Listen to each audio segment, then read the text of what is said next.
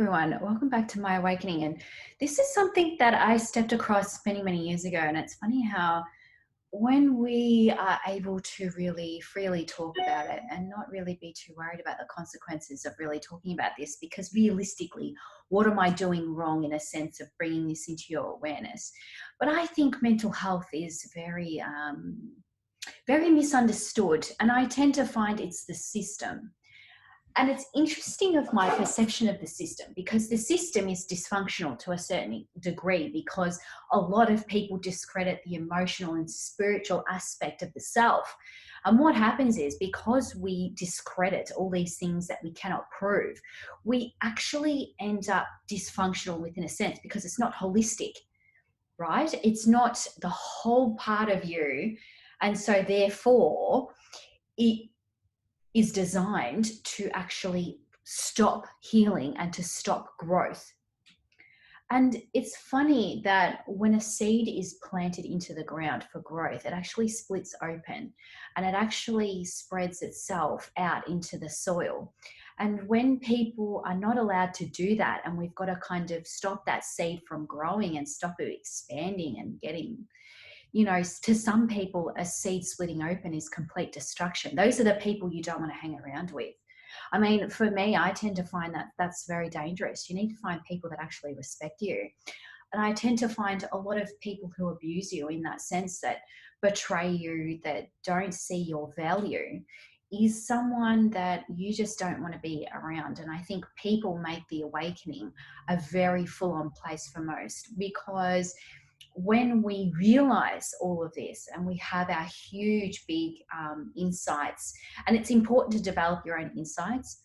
I only do this to ignite it. And I only do talk about igniting because igniting is very, very strong.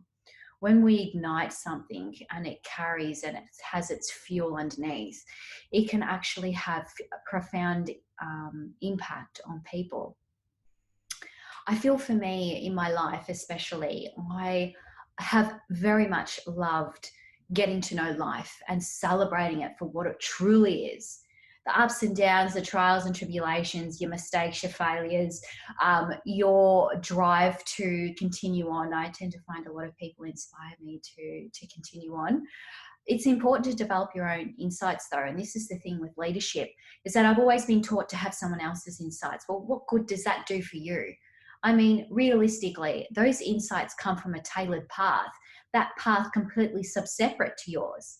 And it's important to understand that those insights that that person has had has actually, that experiences and those paths that they have taken are completely separate to yours. So how can you become a leader? How can you actually become any of this when we don't actually realize to grow our own emotional and spiritual parts of the self? That's very important. It's the system though. You've got to understand, when you become part of the system is going to disappoint you, right? It's designed like that. Like if life's one big stage and the world is one big stage, you are a part of a big stage act. So which part of it do you really want to be a part of? Right? So, it's just kind of like the system in the end is what kills you. It does. It gets to you. It destroys people, right? And you got to understand what you're really willing to participate in. And I find that a lot of people won't make the call. They'll sit on the fence. Is it because they sit on the fence because they don't have anyone that's on their side? Probably. I don't like fence sitters, and there's reasons why. If you sit on the fence, you get splinters in your ass. You get caught up with a lot of shit that just doesn't make you look good in front of other people. I would rather either have you on my side or against me. I don't care which side you choose. Just pick one and be done with it. There's no hard feelings. There is a reasons why you've picked the other side if you don't pick my team.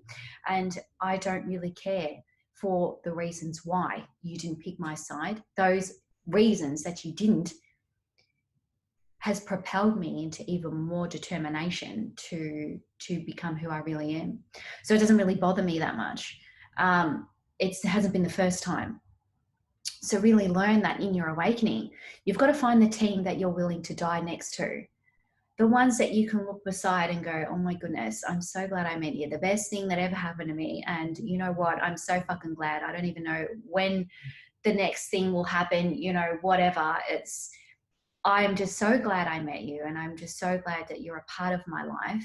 And I think that seeing value in people is the key, because you've got to learn how to see value in you first.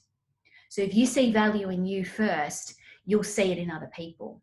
And necessarily that's the biggest part of my awakening, is learning your worthiness, is learning that, you know, these milestones in life are to be lived.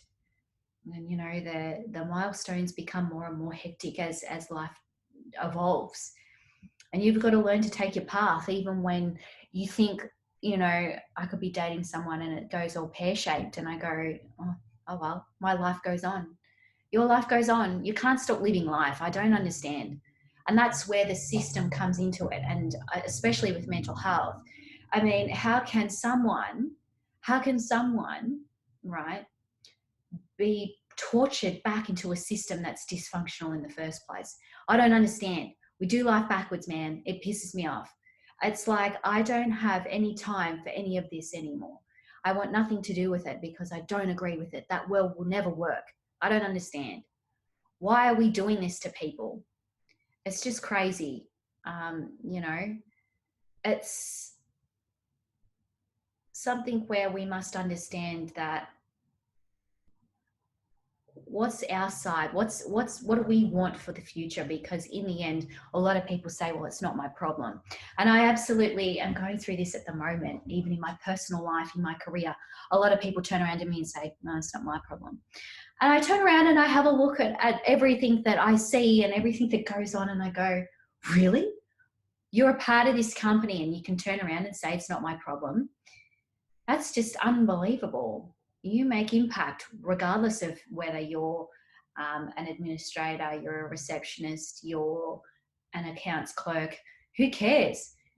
You make an impact here. And to say that it's not your problem is a very, very big, profound statement. Something that I like to stay away from, because realistically, we've all got to take our part, and we all make impact on other people's lives, whether we like it or not.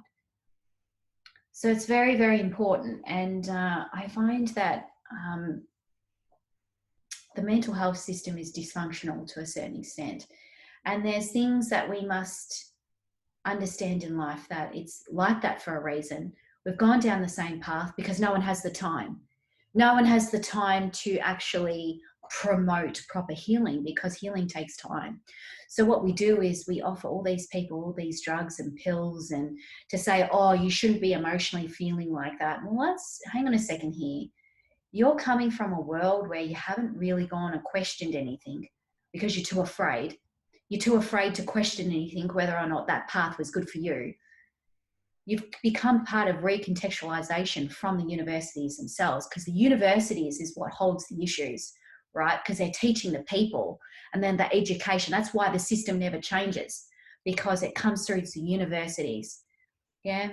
And it's just like nothing ever gets any better, because we're unable to say, have we approached this the wrong way? What's our approach? And has it always worked for us? You know, 300 ways to skin a cat in life. Why are we discrediting one of the most biggest human experiences, which is emotional reactions to a lot of things?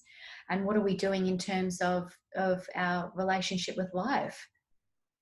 That's the most important part. And I think a lot of people in my awakening would actually really understand what I'm talking about, because there's not a lot of people that would have this type of conversation with themselves and say, well, which side am I on? And who am I fighting for? And what am I fighting for? Because that ignites passion. That's very, very important.